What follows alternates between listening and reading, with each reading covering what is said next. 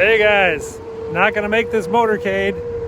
I think they're leaving the White House now and I'm just a bit too far away. What a bummer. Anyway, we'll get them on the return. Let's go see what else is going on. So guys, we're waiting for the motorcade to return to the White House, and I decided to pop into the White House Visitor Center, which is right next to the White House. It's the Biden, did they update the pictures? No, it's the same pictures as before.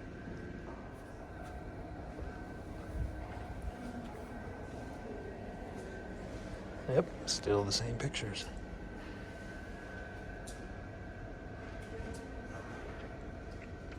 Now some of you asked, why don't they just put a new picture up? This whole thing is printed. It's one gigantic thing. In fact, yeah, it's all one gigantic painting, one picture. All the photographs come from the White House Historical Society. That's what it says down there, except Trump and Obama's. So this is the light switch to turn on the Christmas tree.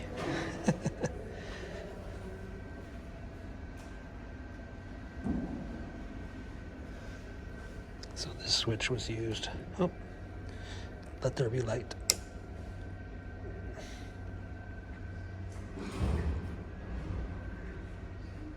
There's the old switch box used by Truman.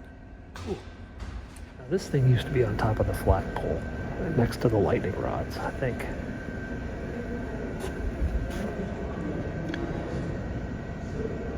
It was damaged in 1993 and replaced. I think it got zapped or something.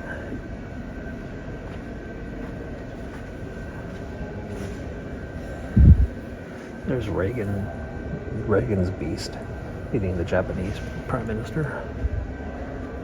This is a dinner set from Gerald Ford. State dinners.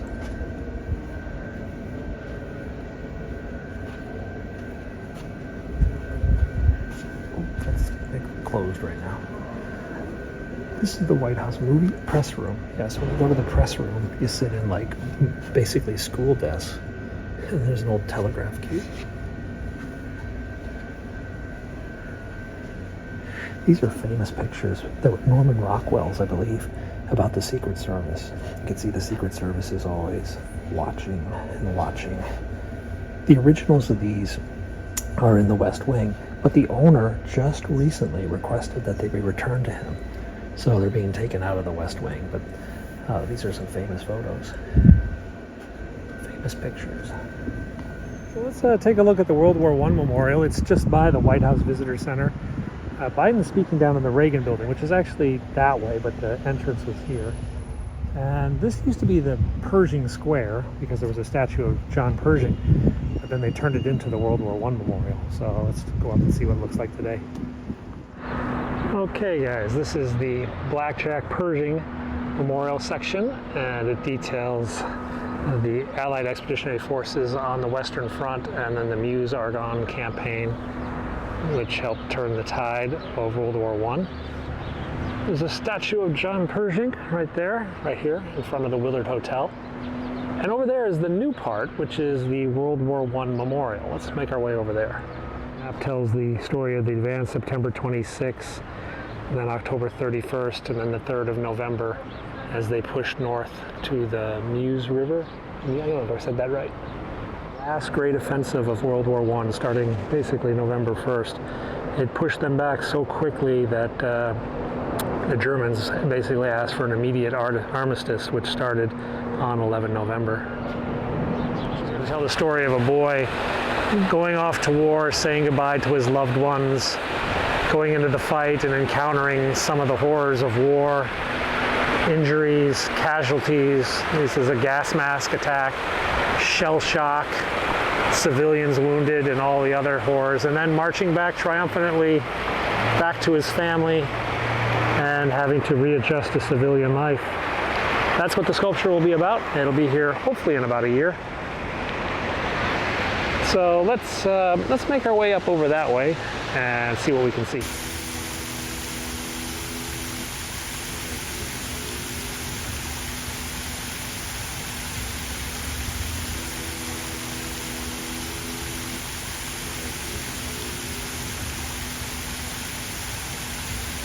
Willard Hotel. On the left is the Hotel Washington, but I don't know what they call it now. This exterior was used in Captain America Winter Soldier. There's a scene where they take a Hydra agent up onto the roof and throw him off the roof. The roof was actually probably a soundstage in LA, but the exterior shots were of this hotel. So if you watch Captain America Winter Soldier closely, you'll see this hotel.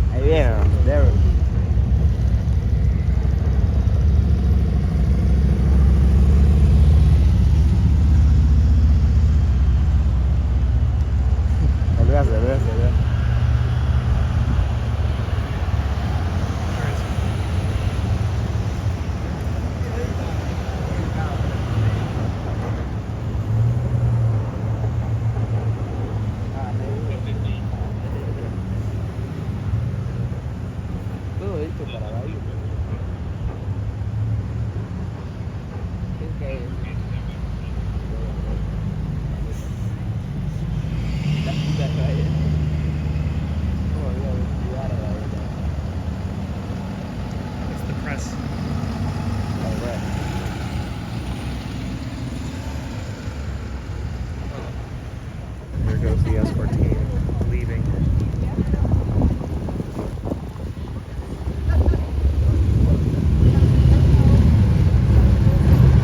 See the press vans?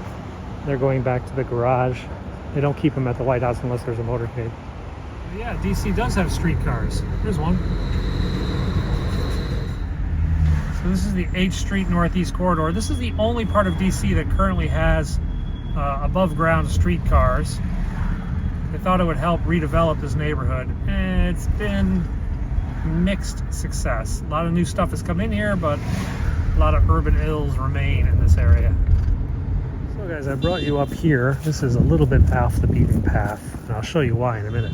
But I wanted to point out this post office station. Yeah, this is the post office. This is one gigantic post office. This is the post office distribution center for the entire city. This used to be called Brentwood Road Post Office, but now it's called the Joseph Cursine Jr. and Thomas More Jr. Processing and Distribution Center. The reason it's called that is due to a terrorist attack. You see, this post office suffered from the anthrax attacks of 2001. Letters filled with anthrax were sent to newspapermen and whatnot, and two of them made their way through Brentwood Road Station, and the anthrax got out and it killed these two men, these two post office employees. Unfortunately lost their lives in that attack here in this building. The building was covered in plastic for basically 2 years while they decontaminated the entire facility. Now there's many more countermeasures and whatnot inside to prevent such things, but that case, I believe, is unsolved or kind of a mystery. The reason I mention it when I come up this way is because of what's over there. My lunch. GM roast beef. This is the best roast beef in DC. I come all the way up here. I make pilgrimages up here just for a roast beef sandwich.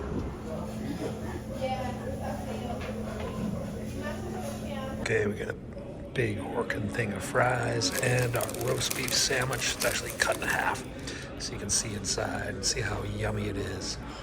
There, that's a better view. The camera doesn't have to focus because there's so many layers of roast beef, and it's all mine. Oh. So this building here has a very unique place in the history of music. This is the Washington Coliseum. This is where some pre-NBA teams used to play basketball. It's where there were a number of events. Hockey used to play here. And there were a number of concerts, including the very first Beatles concert in the United States. After the Ed Sullivan Show, a special train brought John, Paul, George, and Ringo to Washington, D.C., and they played a concert here at this Coliseum to a bunch of crazed teenagers screaming. So a little bit of interesting musical history in downtown DC, on Capitol Hill, basically. So yeah, over here they have some of the history of this thing. The Washington Lions, an old hockey team, playing the Hershey Bears.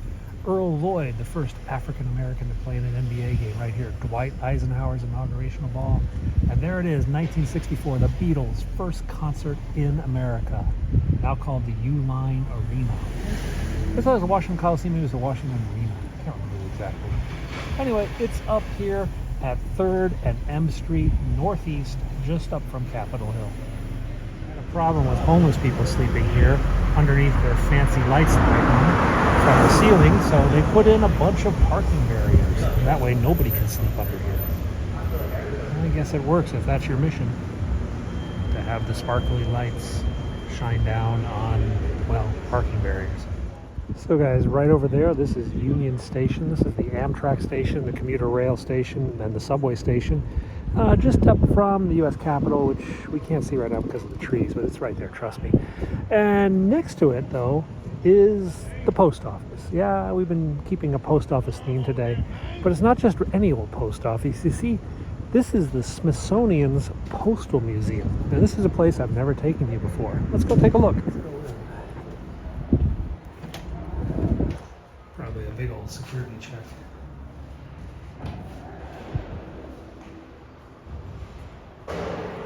Yep, x-rays, metal detectors. Okay guys, we're in the post office.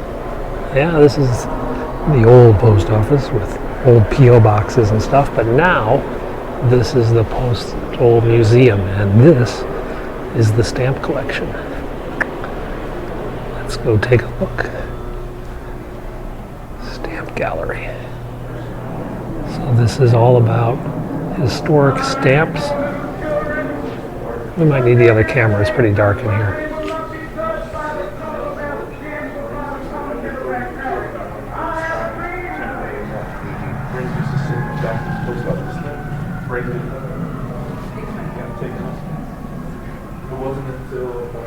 All different types of stamps. Letter mailed aboard the Titanic. So these are old postmarks from the UK. Clocks. This was on the Titanic. This is the key to the mailbox of the Titanic. And this is the watch of a man, John Star March, an American sea post clerk who died on the Titanic. It's all about the mail that was lost on the Titanic. This is Amelia Earhart. This is her outfit.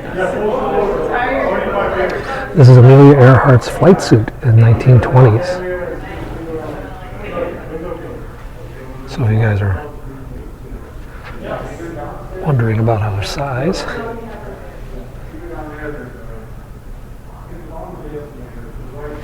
cool.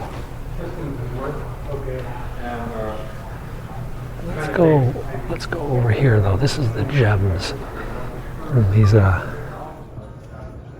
expensive stamps.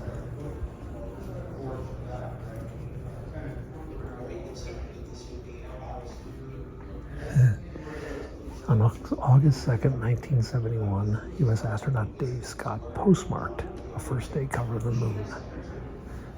And he did it on the moon. I'm just doing my new job, man. Apollo 15 lunar mail cover. 1860 Pony Express.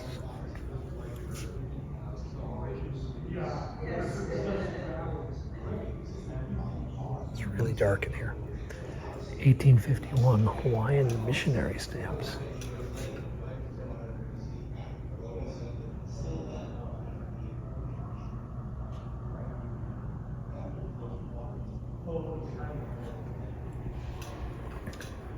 The inverted Jenny. Oh, this is probably the most famous stamp ever. The new airmail stamp. There it is. The upside down airplane. This is probably one of the most valuable stamps in the world.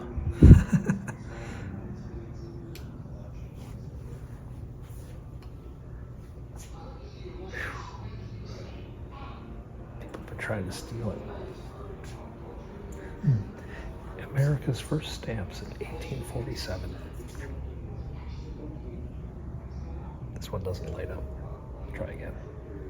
No, it's not going to light up. Just too dark, guys.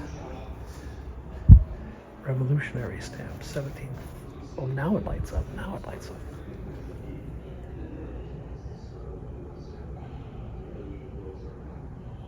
Benjamin Franklin, 1847. 10-cent Washington, 1847. Second day of use covered. Okay. These are revolution. Oh, the Stamp Act of 1765. That's the stamp. That's a John Hancock letter.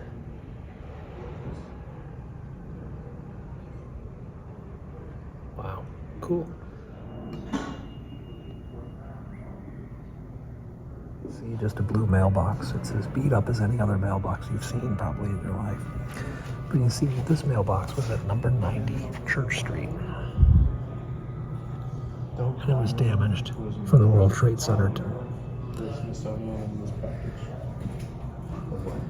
This is the stamp and the 9/11 in the mailbox at Church Street Station. These were recovered from the post office. Here's the letter that was on the Titanic. Yeah. Well, it's interesting. I always like that because, you know, we're located next to Union Station, and between 1914 and maybe 1986, this was the main post office. The oldest paper letter in the collection is here from 1390. A Venetian merchant at Damascus, and it was taken to Beirut. That package came from New York by train to Union Station, and then it came into this building. So this is what, 800 years old, 700 years old. Crazy. This is a piece of mail that was salvaged from the Hindenburg.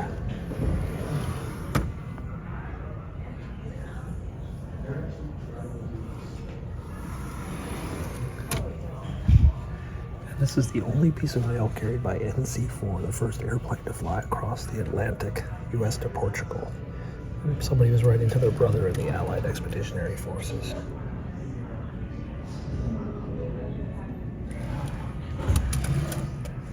Everything's protected here, that's why the panels have to be lifted up. This is it. This is the one. So you see this envelope, which had all the postage marks on it, yeah? Look who it came from.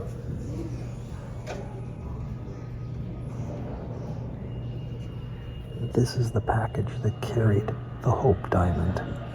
It was $145 cost, registered mail, but Harry Winston mailed the world-famous Hope Diamond to the Smithsonian in this envelope. Is that crazy?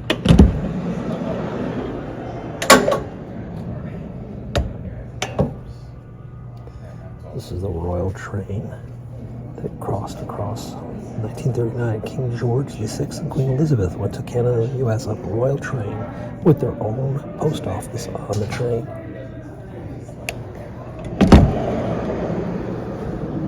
This letter was sent from San Francisco just a few days after the earthquake.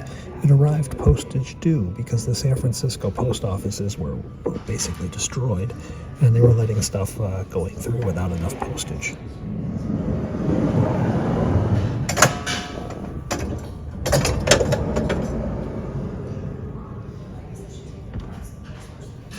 This is from a Salt Lake City air disaster crash.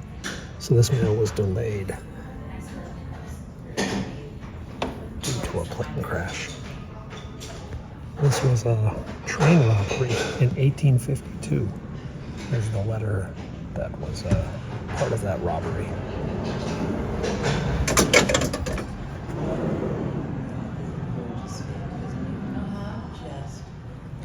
This is a letter from the Ministry of War of Japan to the Wright brothers in 1906, looking to buy airplanes in 1906. The seal of the Japanese Imperial Ministry of War is on the other side of the envelope. I don't think we can see it though. Yeah. On the other side, it's all about balloon mail. Now, For those of you who watch my videos from Hong Kong, we used to see, yeah, this is a Hong Kong mailbox. There's still a few of these in service in Hong Kong, but they're all painted green now. These are different stamps from around the world. So like India. These are some of the first Indian stamps ever issued in 1852. Germany, this is an inverted Kaiser Wilhelm, 1905. Oops. Printing error. This is the first airmail out of China, flying over the Great Wall of China. Let's see, we got a lot of Canadians who watch. 1959 St. Louis Seaway stamp. Oops, in 1895, upside down waterfall. There's Victoria's stamp VR.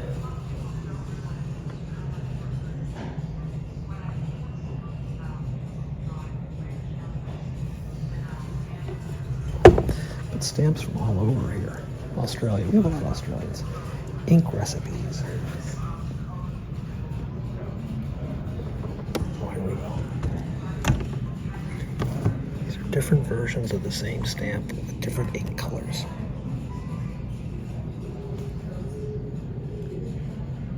And how they were building the stamps, the different ink recipe to build those stamps.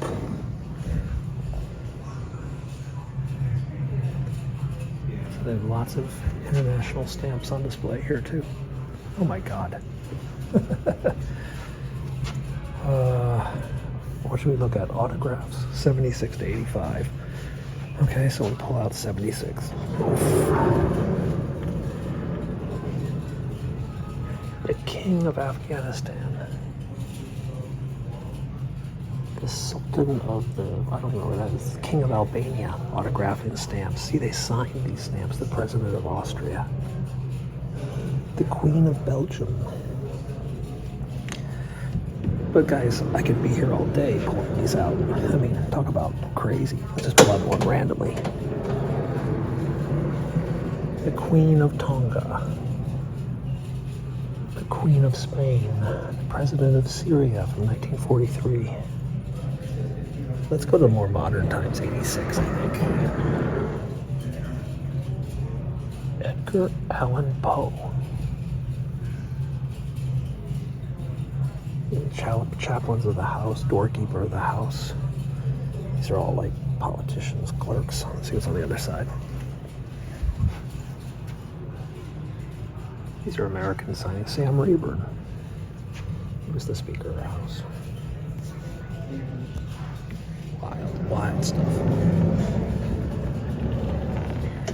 My God. So this is the National Stamp Collection. And it's every stamp.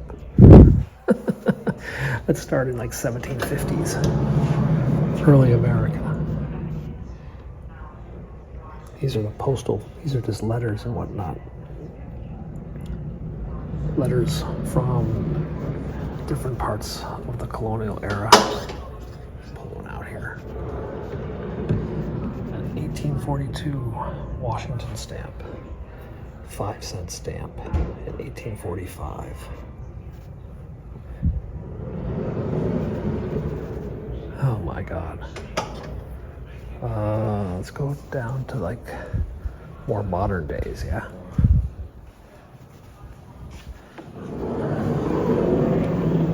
(1908), the rise of corporate America. I don't know what that is a stamp of. Is that Lincoln? Abraham Lincoln birth centenary, plate proof, 1909. Should we go a little farther? Warren G. Harding, first day cover. Warren G. Harding proof. That's the stamp of Harding. These are all the different colors. Abraham Lincoln, 1927. We're still 100 years back. Let's go further up. Let's try this one. 1935. National Stamp Exhibit. American Philatelics. Great Seal Stamp, 1935. Still, guys, 70 years away. Let's keep going.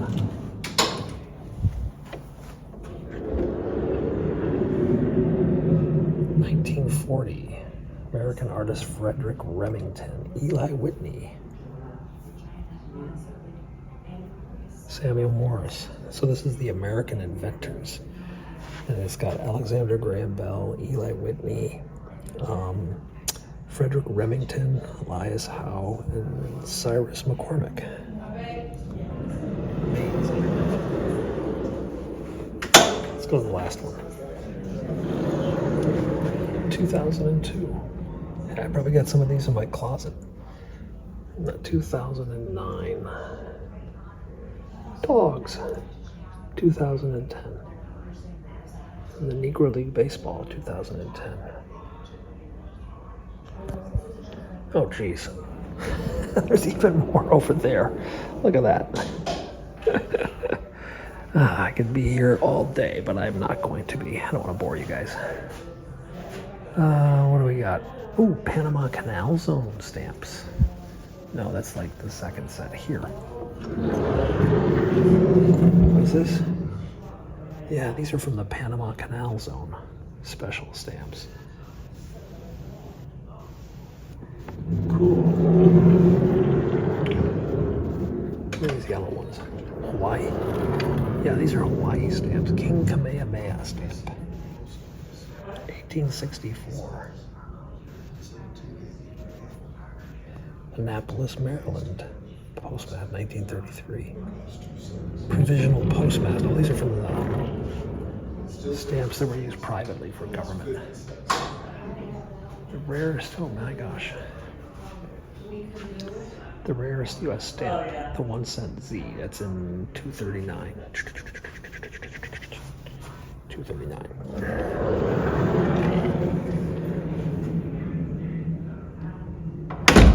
This is it.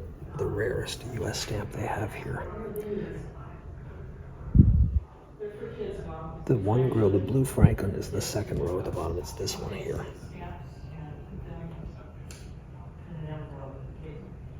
That's the rarest stamp they have, because apparently there's only one.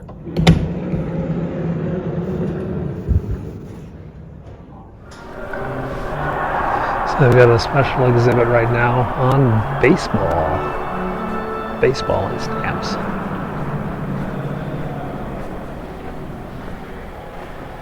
It's a beautiful building.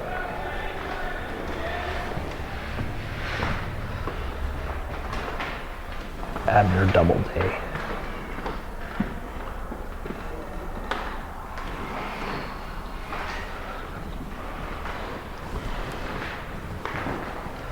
Oh, this is a Ty Cobb's bat.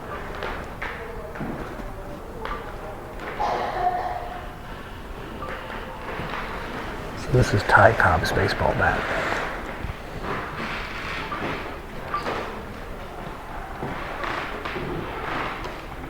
This is Lou Gehrig's jersey.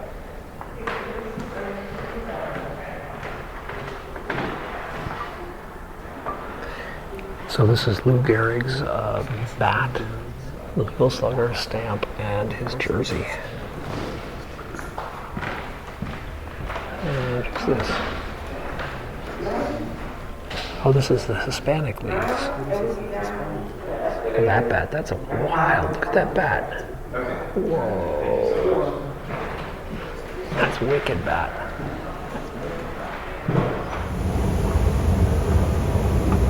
And a train and a mailman.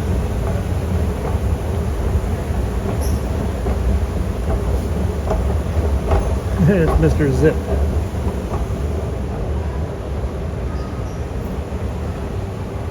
So they got a couple planes down here. They got a couple mailman cars.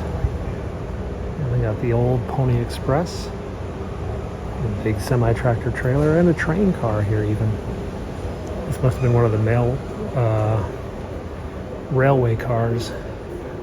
Railway mail service. I did an exam. Yep. The post office put out all the bags of mail would be here, and then they would sort. We got the job. Lynchburg. This looks like Virginia. These are all the different cities that would put the mail, sorting it out here by hand. Other states. A collection of mailboxes. More mailboxes from other countries. There's a Chinese one. There's a German. I don't know what that is.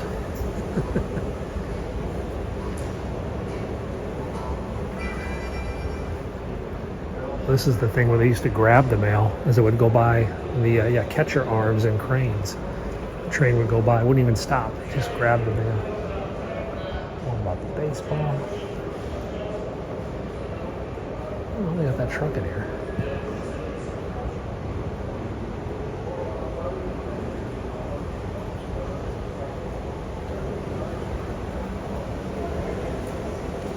Alright, let's go. I don't know which way to go. And then back. More baseball stuff. They got a big exhibit on baseball, don't they? Whose kid is this? Yogi Berra's New York Yankees road jersey. That's that one there. And Roy Campanella, Brooklyn Dodgers jersey. There's a train to the Polo Grounds. And over here we've got Jackie Robinson's.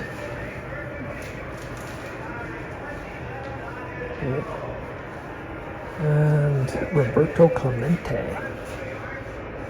And a Roberto Clemente bat.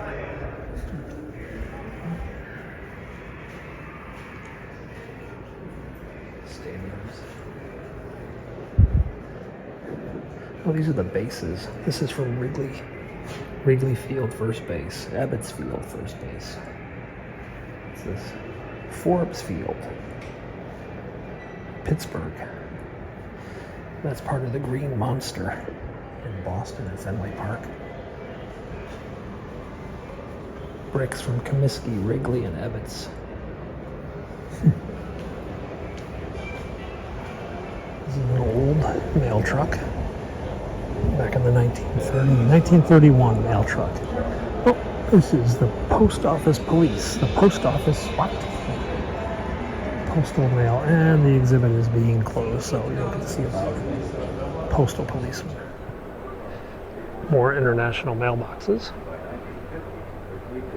Canada. And Japan, India, Germany, Netherlands.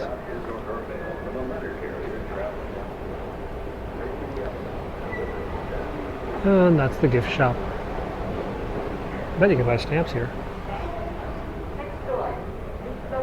Yeah, you can buy stamps. 2022 stamps. Oh, look at that, the Charles Schultz collection.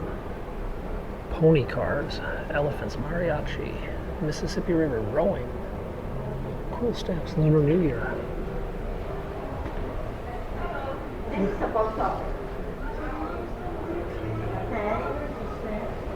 So you can actually buy stamps.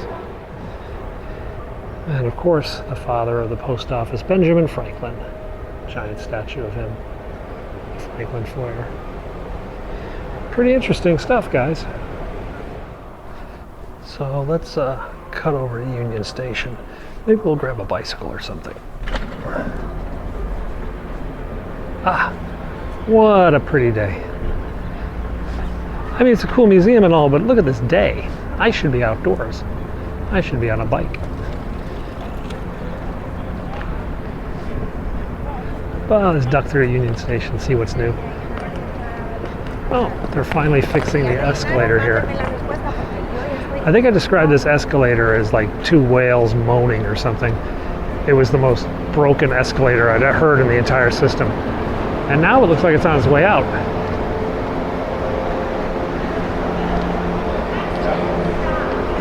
Soon. They're taking one at a time out. Late 2023. My God, it's going to take a year to replace an escalator. Ugh, it's ridiculous. Lift it out, put a new one in, be done with it, guys. All right, let's go into Union Station.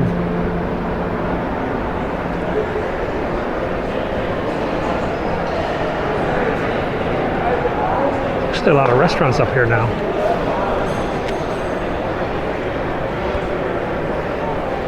Union Station always brings back weird memories for me. You see, for a while, my wife was working in New York, I was working in Washington and London, and she was in Hong Kong and all sorts of other crazy stuff. So we spent a tremendous amount of time here at the train stations. We would go and visit one another pretty much every weekend. So we're in the main hall at Union Station, and let's go out and find a bike. Let's get out of here, yeah? So we've got the command vehicle out again, which would be a sign that there's some big event coming up. I don't really know what's on the calendar protest-wise, but that's usually why we see that thing out here. There's a small protest down here. I don't know what they got, Afghanistan flags. Oh, these are the Afghan people. They've been out here a few days.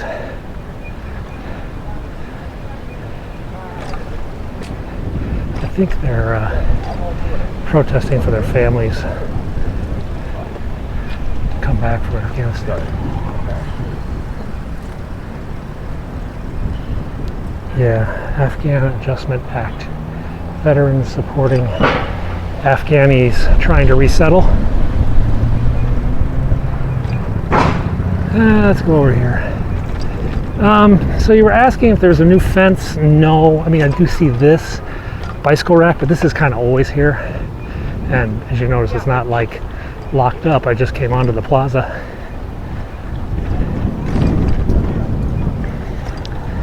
Senate's in session right now. You can see all their Suburbans everywhere. House, I think the House is in later today, or pro forma only. Lots of Suburbans.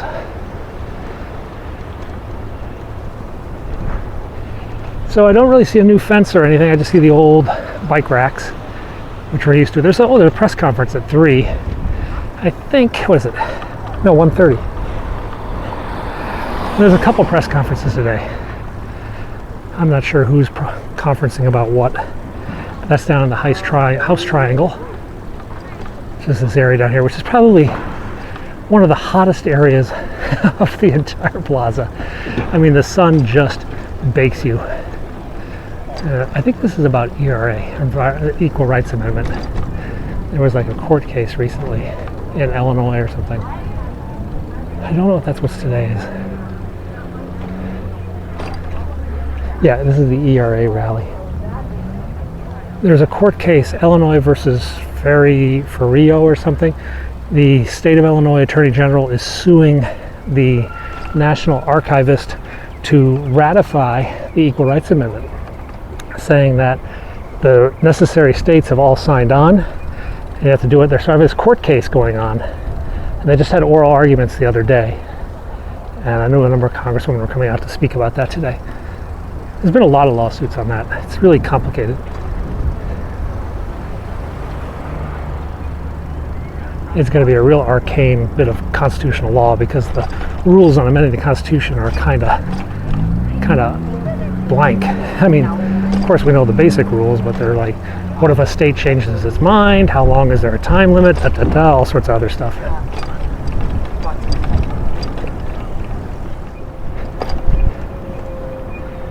There's a big group up there taking pictures. Is that out of the speaker's office?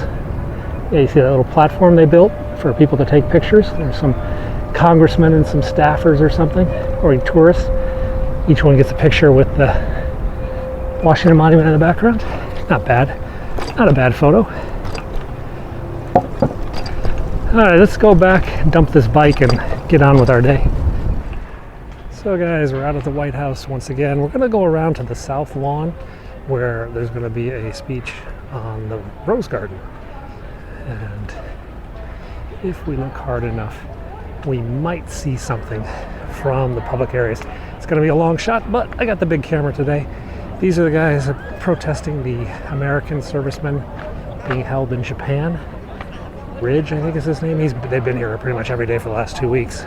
And the Uyghurs have been here a lot lately. There's a Uyghur protest again today.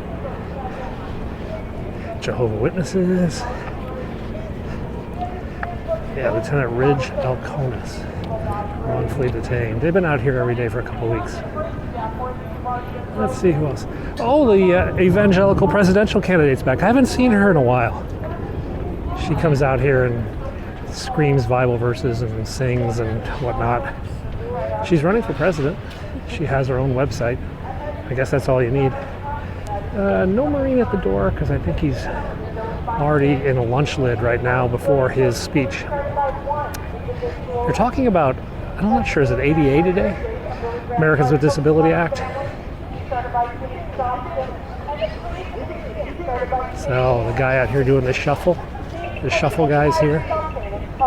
The guy protesting his court case has been going on for years. Truth conductors out here. The guy protesting everything in the world. What's this? And something. I think it's and whatever. I don't spell backwards. Whoa. There's the Treasury building. It's the back of your $10 bill. I don't know when last time I had a $10 bill in my pocket. I mean, I might actually have one today. Let's take a look. I do have a $10 bill.